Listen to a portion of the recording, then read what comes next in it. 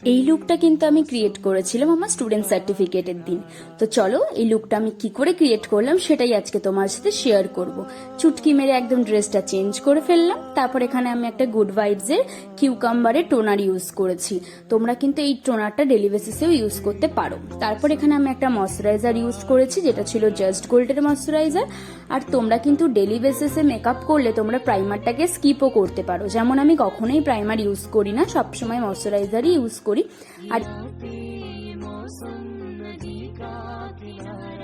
আর এখানে কিন্তু আমি একটা সুগারের ফাউন্ডেশন ইউজ করেছি, শেড নাম্বার 32। একদম আমার স্কিন টোনের সাথে যায়, ভীষণ ভালো একটা ফাউন্ডেশন, অনেকক্ষণ স্টেও করে। তোমরা কিন্তু অবশ্যই তোমাদের ভ্যানিটিতে এটা রাখতে পারো। আর এটা কিন্তু ভীষণ সুন্দরভাবে স্মাজ হয়ে যায়। তোমরা কিন্তু তোমাদের বিউটি ব্লেন্ডার দিয়েও এটাকে ব্লেন্ড করতে পারো। আমি এখানে আমার ব্রাশ দিয়েই ব্লেন্ড করে দিচ্ছি।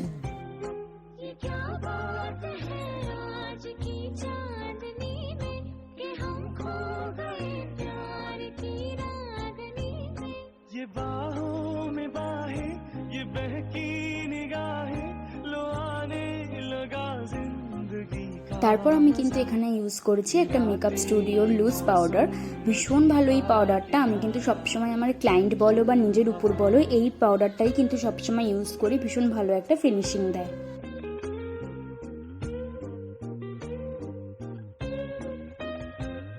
सितारों की महफिल में करके इशारा। তারপর আমি এখানে একটা আই ম্যাজিকের ব্লাশার ইউজ করেছি। দুটো কালার মিক্স করে নিয়েছি। কালার দুটো হচ্ছে ডামসেল আর একটা হচ্ছে সুইটস। দুটো কালার ভীষণ ভালো ফিনিশিং দেয়। আমার ভীষণ ফেভারিট এই প্যালেটটা। তোমরাও কিন্তু ডেলি বেসিসে হোক বা তোমাদের ক্লায়েন্ট হোক বা শ্যুটের জন্য হোক, অবশ্যই কিন্তু এই ব্লাশারটা তোমরা ইউজ করতে পারো। আমি একটা কার্নিভাল এক্সেল প্রো আর শ্যাডো প্যালেট নিয়ে বেসিক কালারটা দিয়ে আমার আইলিডের উপরের পোর্শনটা স্মাচ করেছি। তারপর তোমরা দেখতে পাবে একটা রেকলেস কালার আছে। রেকলেস কালারটা নিয়ে তোমাদের আইলিডটা তোমরা কমপ্লিট করবে। আর এই আই মেকআপটাও কিন্তু ভীষণই সুন্দর। তোমরা তোমাদের কিন্তু কোনো ক্লায়েন্টের উপরেও এই আই মেকআপটা ট্রাই করতে পারো, ভীষণ ভালো লাগে দেখতে। তারপর একটা ব্ল্যাক কালার নিয়ে শুধুমাত্র যে ল্যাশ লাইনটা রয়েছে, তোমরা ল্যাশ লাইনে কিন্তু স্মাচ করবে। ফুল আইলিডে করার কিন্তু কোনো দরকার নেই।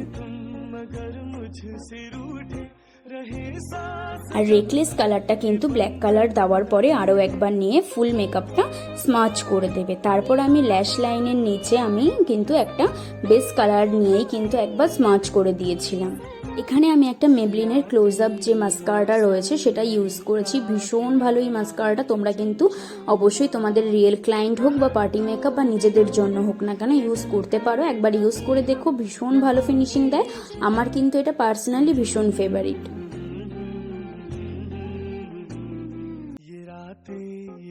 আর এই লুকটা কিন্তু টিপ ছাড়া একদমই অসম্পূর্ণ, তাই আমি একটা টিপ পরে নিলাম ছোট্ট ব্ল্যাক কালারের। আর তারপর এখানে আমি কিন্তু লিপস্টিক পরেছিলাম ইনশাইনের 406 কফি। এটাই আমি সবসময় ইউজ করি। তোমরা আমাকে এটাই ইউজ করতে দেখবে। সবসময় আমার ভীষণ ফেভারিট একটা লিপস্টিক। আর স্টেপ প্রচুরক্ষণ স্ট্রে করে।